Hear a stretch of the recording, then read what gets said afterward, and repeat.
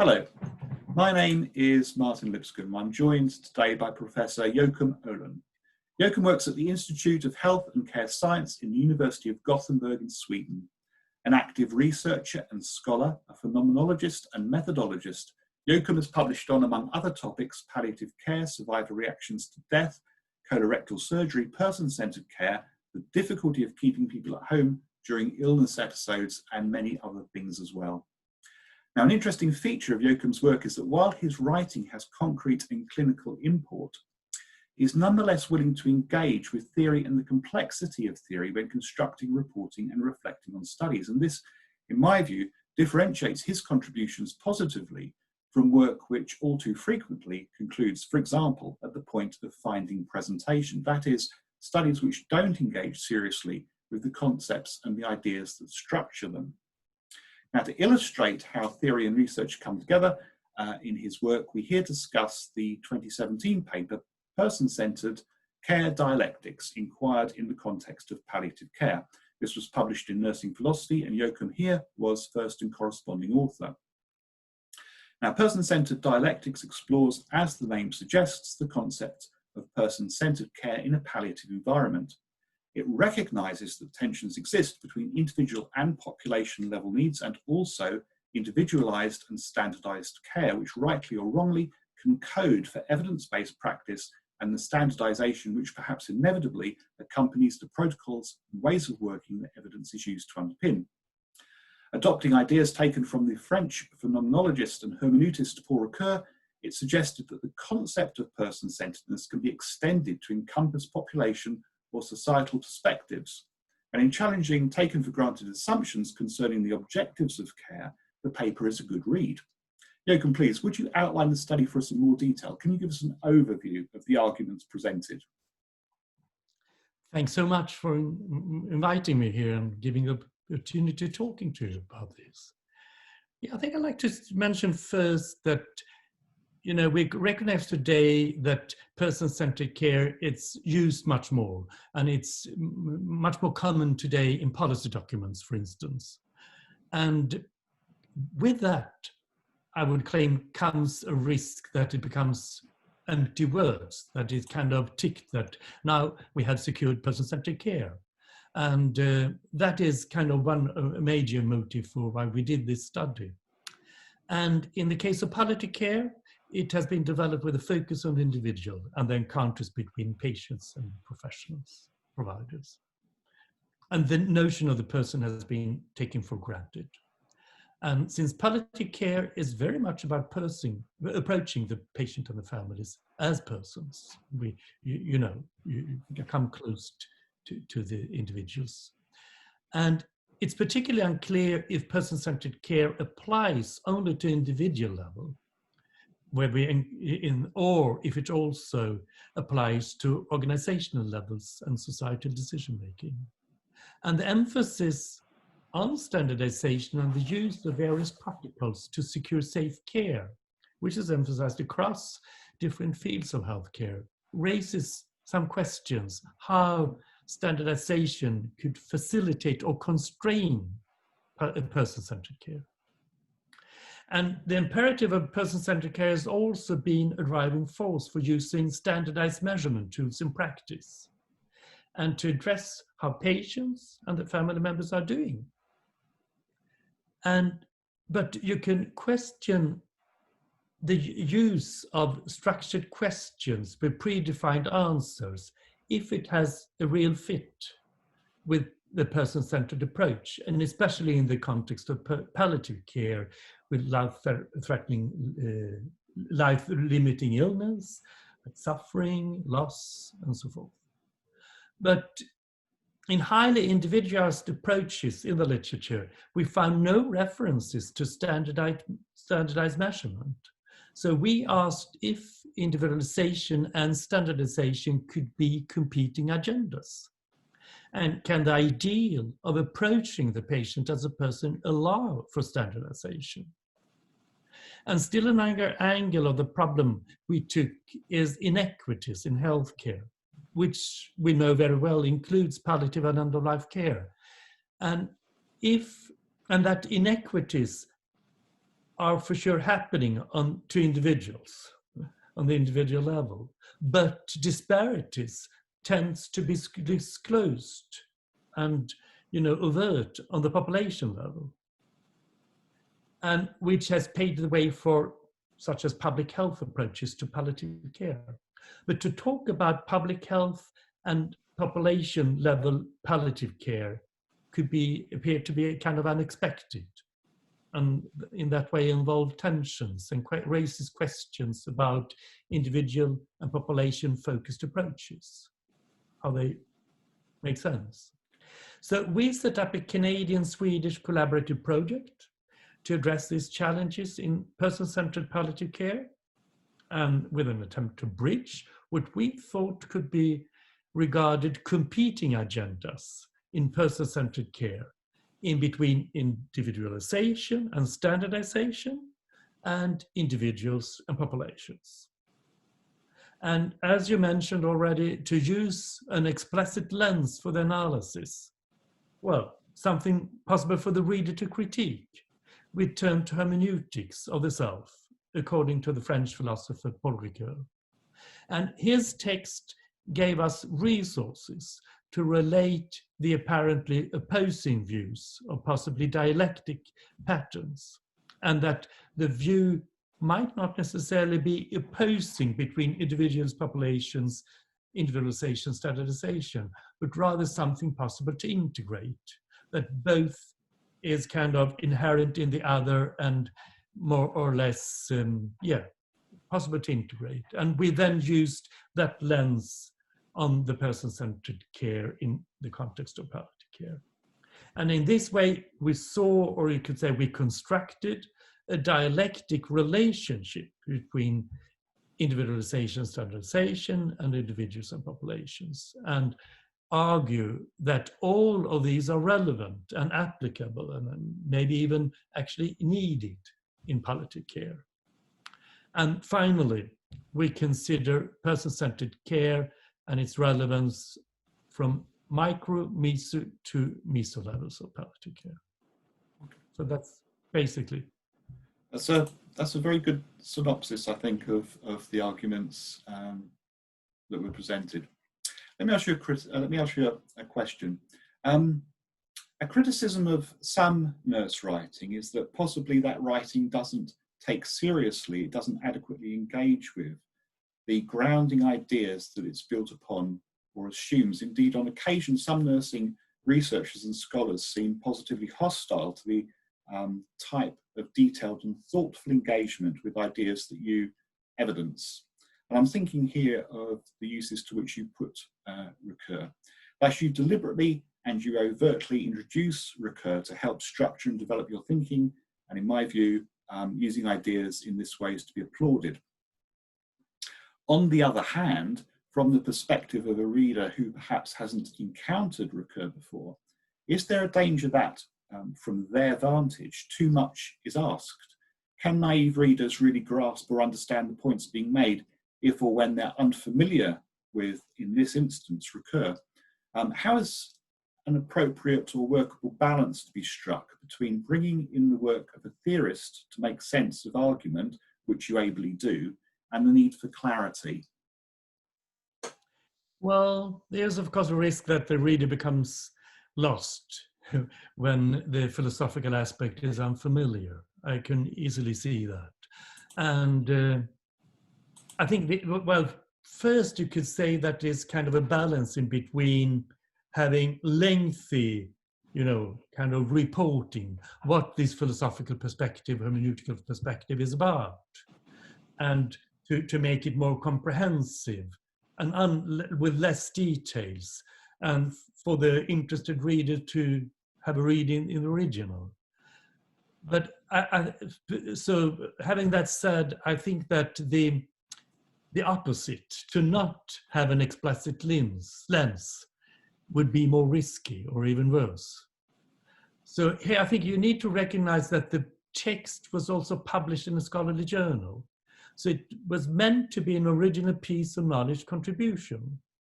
And then I would say to have this kind of explication of assumptions would be needed. and the perspective we use for the analysis. If I write for the public, for instance, a patient organization, I would put it in much shorter, brief words, and to say maybe that we turn to and use some philosophical perspectives about the self, and not going too lengthy, leave out the details. And another motive is that the notion of person is kind of self-evident, taken for granted, and at the same time very abstract. Everyone knows what it is to be a person. We are persons, but we don't usually reflect upon it, and it could be hard to put some clear words and terms about it. So in daily practice, we tend to elaborate the ideas of the person that involves norms of what a person should be or should not be. So then going to philosophy could be helpful in order to apply more of a critical lens and not to give, what you say, some unlimited freedom to what we take for granted. So in healthcare nursing, we deal with quite a lot of these kind of thick concepts, and they simply need some clarifications.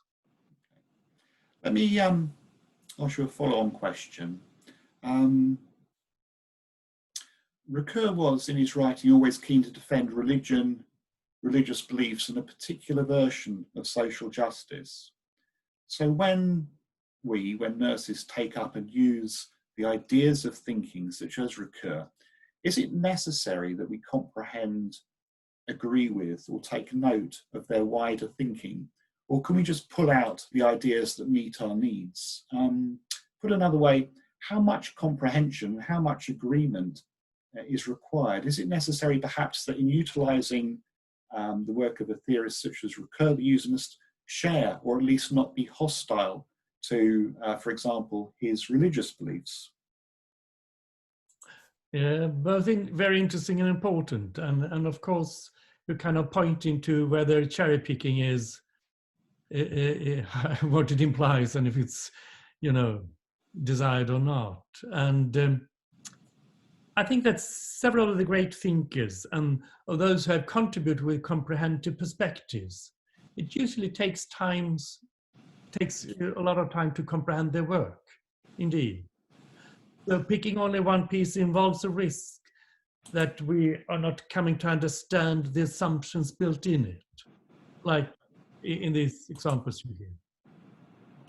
And for that reason, I think that the advantage I've seen with Paul Ricoeur's perspective, and his is definitely not the only one, but I think that, he has kind of more or less, he has built in, or he has at least explicated ontological assumptions, what he thinks about reality, like social justice, being a person, and so forth. And for that, it is possible to find out what the major assumptions are about in his work. So that's kind of on the advantage side.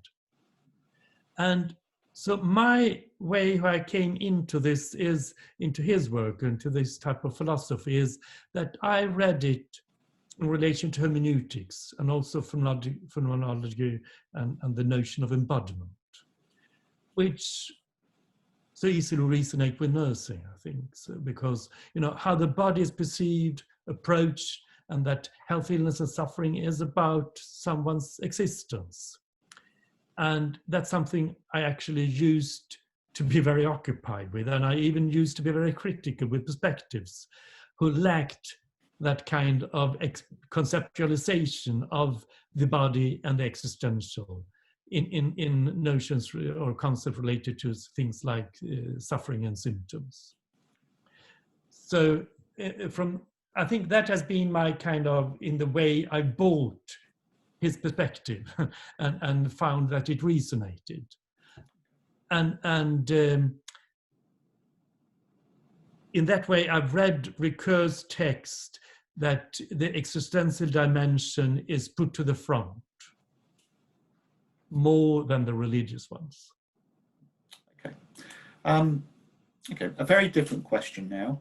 Your paper nicely describes and explores the tensions which exist between individualized and standardized care. Now, you don't explicitly connects standardization with, for example, evidence-based practice. However, in its institutional form, the protocols and the guidelines that evidence-based practice generates or can be associated with might be accused of fostering standardization. Indeed, at an institutional level, in many instances, EBP and standardization might almost be synonymous. Does your paper then speak to wider concerns and issues than palliative care? I mean, I think it does.